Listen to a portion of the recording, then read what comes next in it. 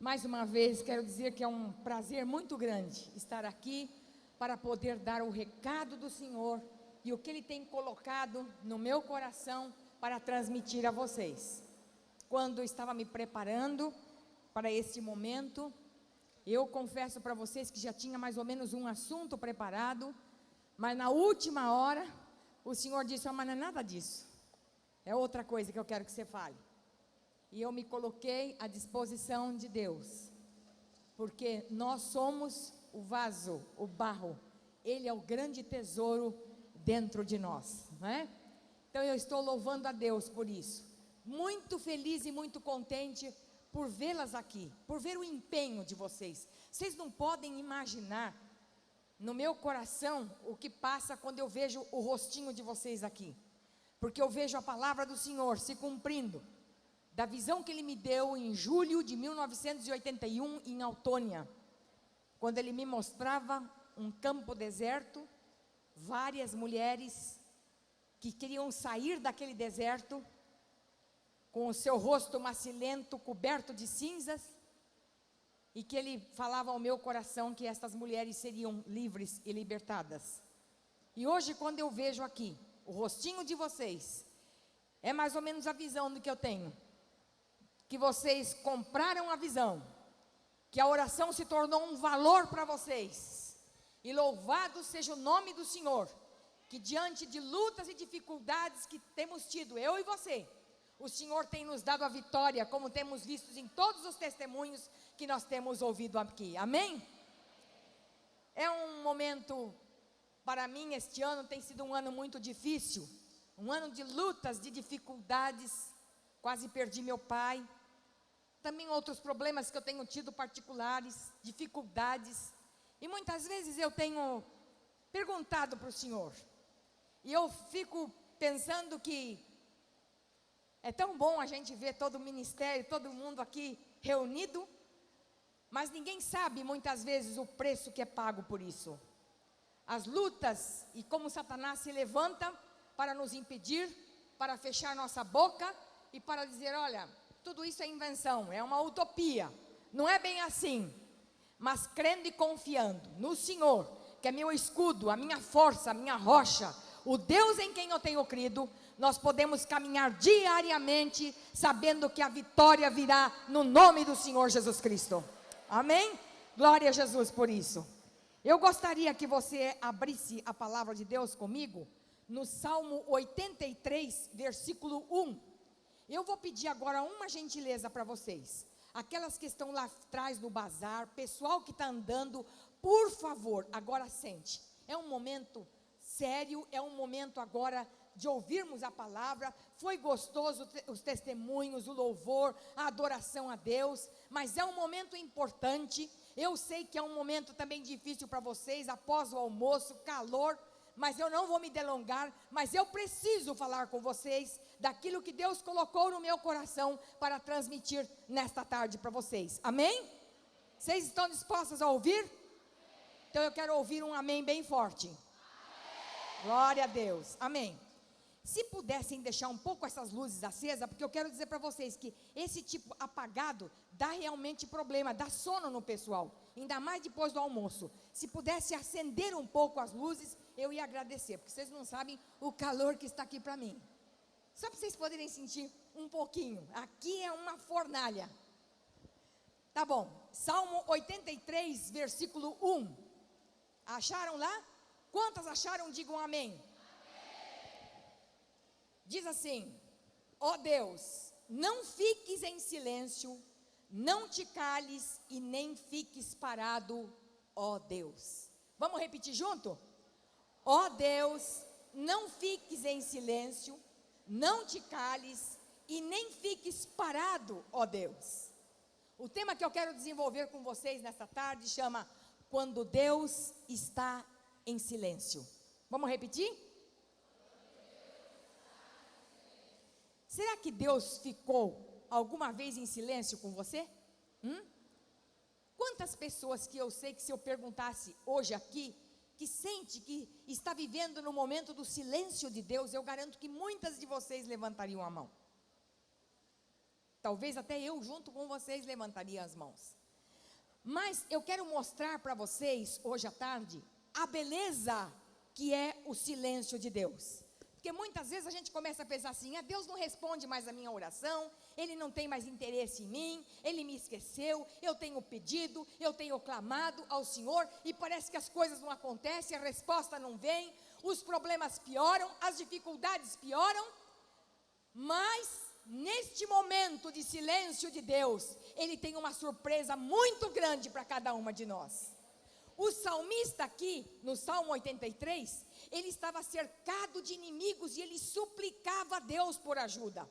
Era um clamor que vinha do seu coração. Ele estava derramando o seu coração na presença de Deus e pedindo: Senhor, por favor, não fique em silêncio, não te cales, não fique parado, ó Deus, porque eu creio que na mente dele, ele pensava muitas vezes como nós pensamos: o Senhor está calado, o Senhor está parado, o Senhor não responde. Pai, tem misericórdia, ouça o nosso clamor, ouça quando nós clamarmos. E muitas vezes nós não sabemos que neste momento é o momento em que o Senhor encontra-se mais perto de nós. É um momento que muitas vezes Ele nos carrega no braço. É um momento que muitas vezes, como diz a poesia, nós não vemos as nossas pegadas, mas nós só vemos a pegada do Mestre, porque Ele está nos colocando no seu colo, Ele está nos guardando, nos amparando, nos levantando, nos edificando e nos consolando pelo poder do seu Espírito. Hoje é um dia especial, porque nós oramos especialmente pela nossa nação. Vocês puderam notar que desde cedo nós estamos orando pelas nossas autoridades. É um ano importante, é um ano de eleição. E às vezes a gente fica pensando: mas qual é o problema? É mais um ano de eleição. Mas nós esquecemos de que se o nosso voto for jogado fora, nós vamos ficar 4 anos, como diz a propaganda da televisão, dando volta, sapateando, correndo e sem rumo. Porque as autoridades que estão sobre nós, muitas vezes, são homens e mulheres que não têm o temor do Senhor no coração. E por esse motivo também não têm os rumos da nação nas suas mãos. Por isso nós estamos orando e pedindo. É importante nós estarmos pelas eleições. Também pela corrupção, que a cada dia aumenta. Cada dia onde nós vemos qualquer setor no nosso país e até fora do país, nós podemos ver quanta corrupção e quanto mal, quanta violência, principalmente quando a criança, não é? Vocês puderam ver hoje de manhã, quando a Aurora falava sobre cair da janela. Agora as crianças estão caindo da janela à toa, não é? Não vai cair assim sozinho, né? Nós cremos que realmente existe uma força sobrenatural que está atuando agora sobre as crianças para dizimar esta geração. Por isso nós precisamos orar mais do que nunca pelos nossos filhos, pelas crianças desse país, crianças que já são marcadas desde o ventre da sua mãe, porque muitas vezes sua mãe não quis e já estava ali dentro do ventre já querendo abortar a criança. Outras vezes a criança nasceu, mas colocou numa lata do lixo, ou então colocou num rio, ou lançou fora, ou então é uma criança rejeitada pelo seu pai, pela sua mãe, e assim por diante. E quando não é isso, mais para frente, é marcado pela pedofilia. Quantas crianças que estão marcadas por abuso sexual. O cuidado que nós temos que ter com as nossas crianças, o cuidado que nós temos que ter na nossa nação, que o Senhor levante homens e mulheres que estejam atentos a esses problemas da nossa nação. Os nossos jovens, quantos hoje de classe média alta, que estão envolvidos no banditismo, que estão envolvidos com drogas, matando seus queridos, pais matam filhos, filhos matam pais e até mesmo seus avós, como nós vimos há poucos dias no jornal, na televisão, daquele neto que matou a sua avó. E a nova família? E a família agora da geração do século 21? Totalmente diferente, a criança crescendo num lar sem referência de pai e mãe.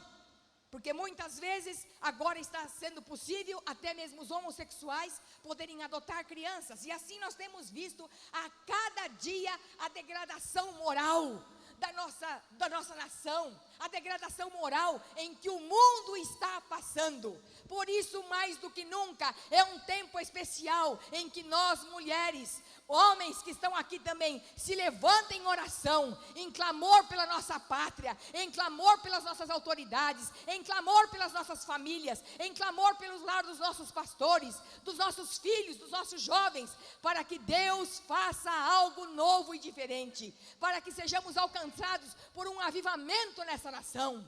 Eu creio que vocês também estão esperando isto. Eu a cada dia estou esperando em Deus que algo novo aconteça. O meu coração anseia por isso. Eu não quero perder tempo com outras coisas, a não ser olhar para o Senhor, autor e consumador da nossa fé.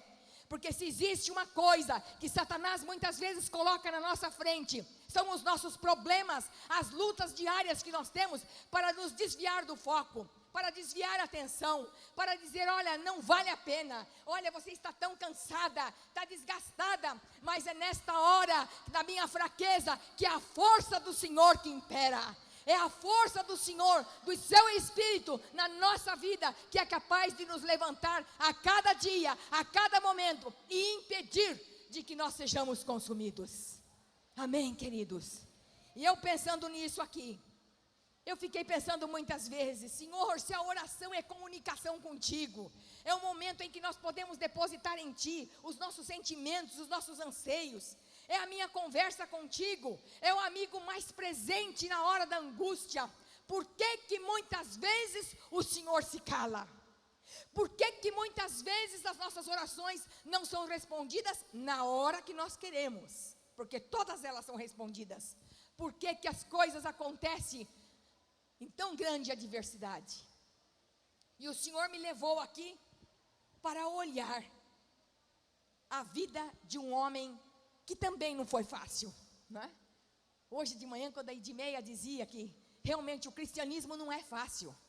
O pessoal leva tudo, não, é um evangelho sem sofrimento, é um evangelho sem luta, é um evangelho sem dificuldade. Isso não existe.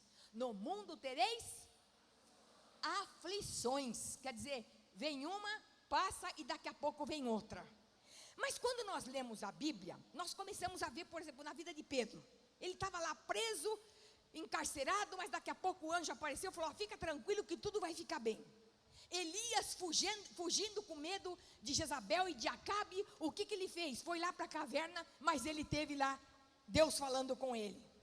Temos Agar, que no meio daquela aflição, daquela angústia que ela estava passando, com o seu filho no deserto, mas estava lá o anjo falando com ela, consolando o seu coração e dando resposta.